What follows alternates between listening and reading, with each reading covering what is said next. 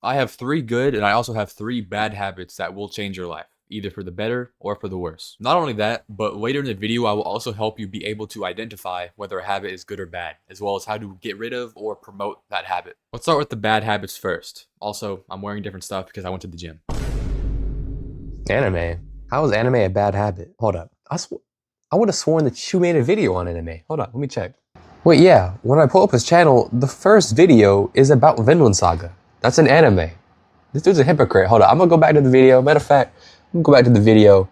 Let me type a hate comment. Hey, let me finish. When I say anime, I'm not trying to single it out, but I'm trying to kind of provide you a principle to kind of base other bad habits on.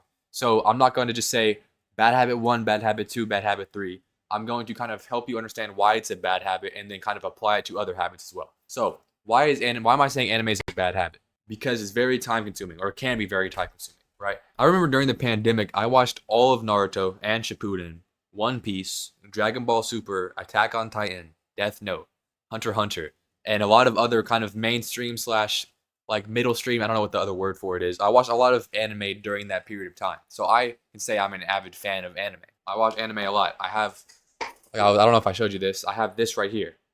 I I like a lot of anime. Okay, but it can come to a point where you watch anime for 2, 3 hours a day, right? I get 1 hour a day after you've had a productive day. Maybe you just want to watch Attack on Titan or what else? One Piece. If you're catching up to One Piece, I'm caught up, by the way. But it becomes a problem, becomes a bad habit when you are consistently wasting a lot of time, like just watching anime, right? If it becomes 2 hours, 3 hours, 4 hours, if you get home from school and then just watch anime all day, that's a bad habit because you're not giving yourself any time to actually improve yourself or to kind of, make yourself have, not make yourself have, but being a better version of yourself. You're not giving yourself any time to do that. You're just consuming content, right? Same thing with YouTube, for example. I watch YouTube a bunch. That's a bad habit. I watch TV too much. That's a bad habit. It's really what I'm trying to say for this one specifically is not just anime, but entertainment as a whole, when done in excess, when done for multiple hours every single day, or like when it gets excessive, like you can tell when it's excessive. When entertainment becomes excessive, that's when it's a bad habit, and that's when you need to cut it off. So, watching anime too much is a bad habit, but also playing video games too much is a bad habit. Watching TV is too much of a bad habit.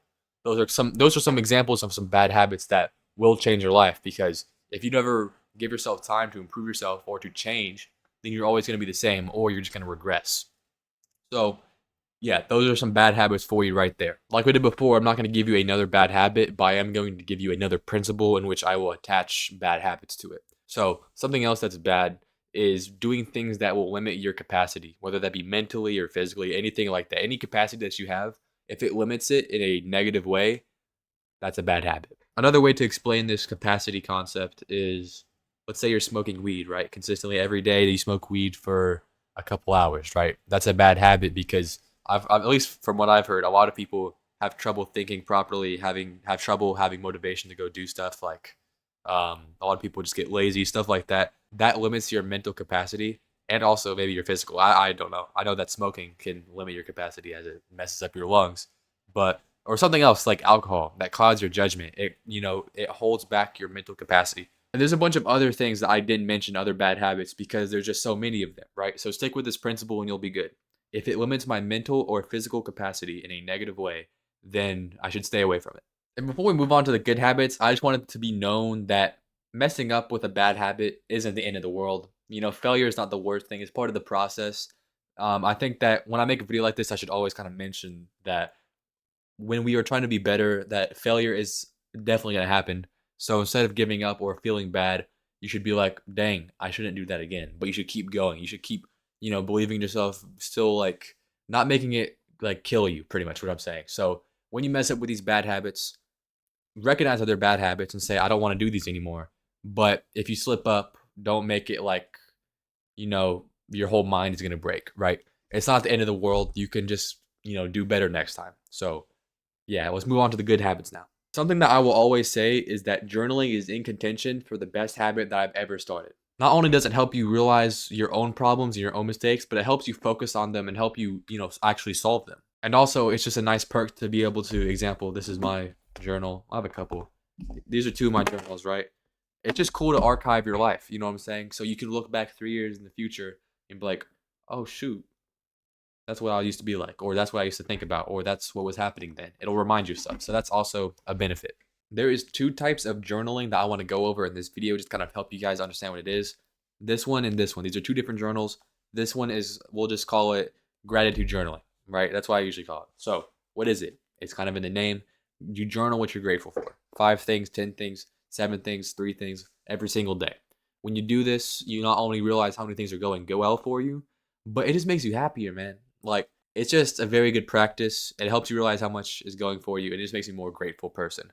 Now, the second type of journaling we'll call self-awareness or we'll just call it mindfulness journaling. Why not? I don't know the name.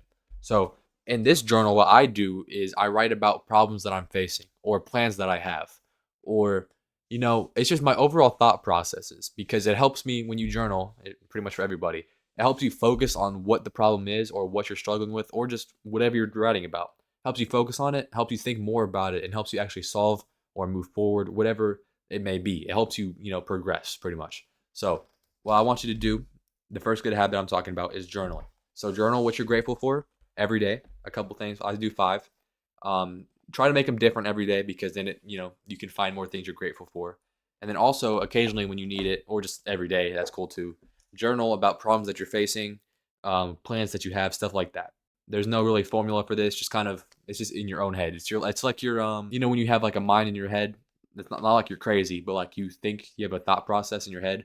It's pretty much just writing that down. So yeah, that's the 2 types of journaling. Do them both frequently, and you will prosper. The second habit that I try to do every single day, and of course I mess up on all of these, but I try to read the Bible every single day. It's upside down. I try to read this every single day because, in my opinion, God is real, but also it just helped me the most out of every habit that I've ever done. Right? Reading the Bible, even if you don't believe in God, it still teaches you very good things, and also it's just an interesting book to me. So I would suggest, even if you don't believe in God or you're undecided, I would suggest reading the Bible. You could start Old Testament, New Testament. What I did was I started reading Genesis, and then I read John, and then Matthew, Mark, Luke, and then I went to Acts, Romans, and then I think I read Galatians, Ephesians, all those books from Paul, and then I went back to the Old Testament, read Genesis again, and then I had a more full understanding. So if you don't believe, okay, still read the book. If you do believe, if you're a Christian like me, but you're kind of like a lukewarm, or not like lukewarm, but you're a very, we'll say level 1 Christian, where you don't really know much about what Christianity is or what you believe, then read the book even more, right? Because I think a lot of Christians now don't actually understand what they believe. They don't know, they can't cite verses, they can't do things like that. So pick up the book regardless if you believe or not, because it's a very good book and it's helped me a lot.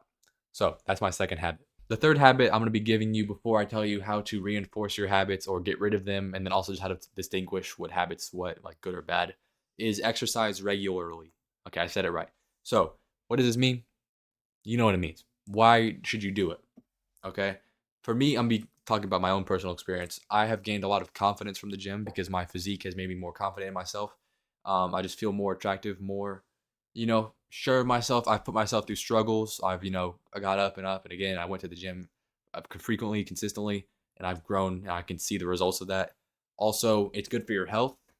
And I mean, I'm sure there's other reasons, but like those are 2 good ones enough. So go to the gym, exercise regularly. You don't have to do weightlifting all the time. You could do cardio a bunch, or you could do, I don't know, like a sport, something like that. Do something that can get you physically active.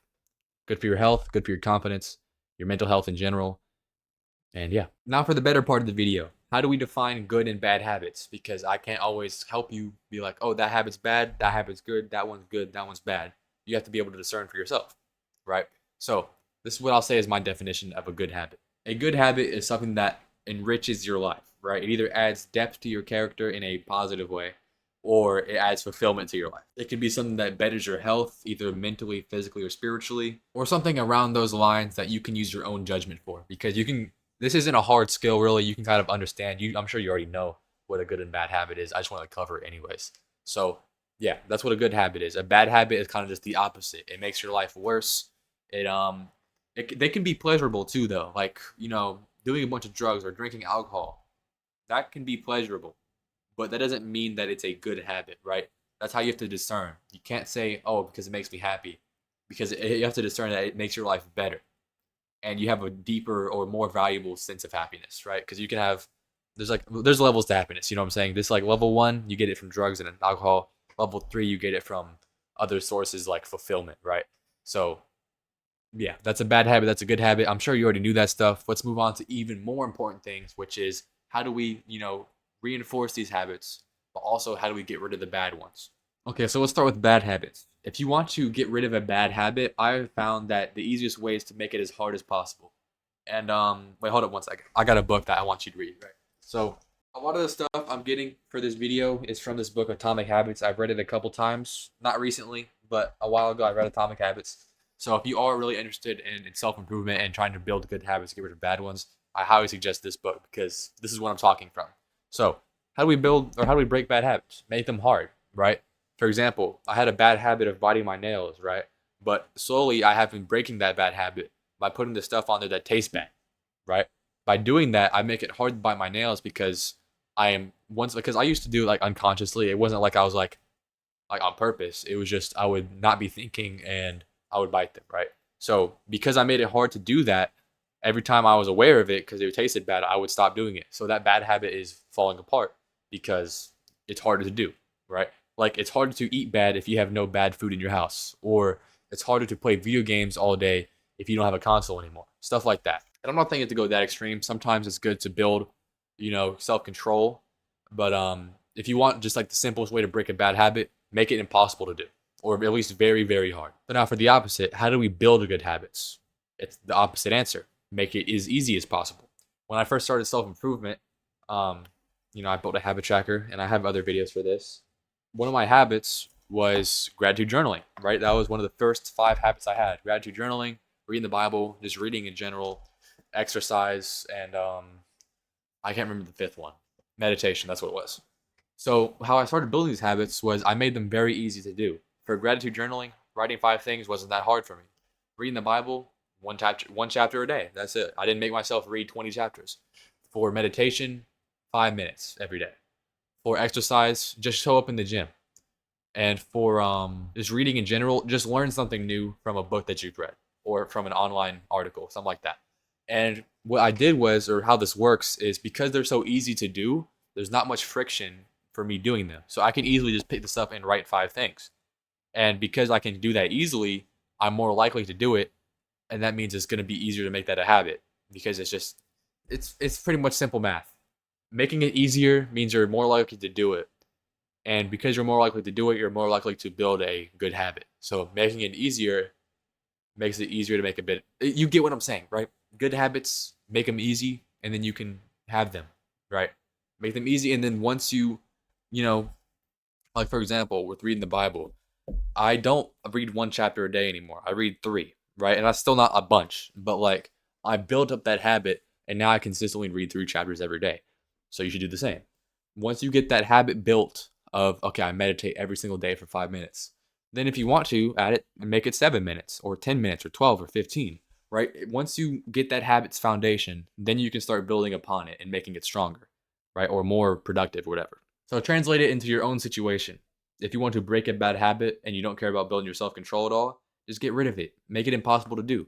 If you want to build a good habit, make it very easy to accomplish that habit. And then just, build it up and then you're good. That's how you do it. That's how you build habits. That's how you get rid of habits. And that's all I got. If you'd like to want to be saved, I have a video over here. If you'd like to learn more about habits, I have a habits tier list, good and bad, that I made a couple years ago or a year ago over here. Thank you for watching and praise God.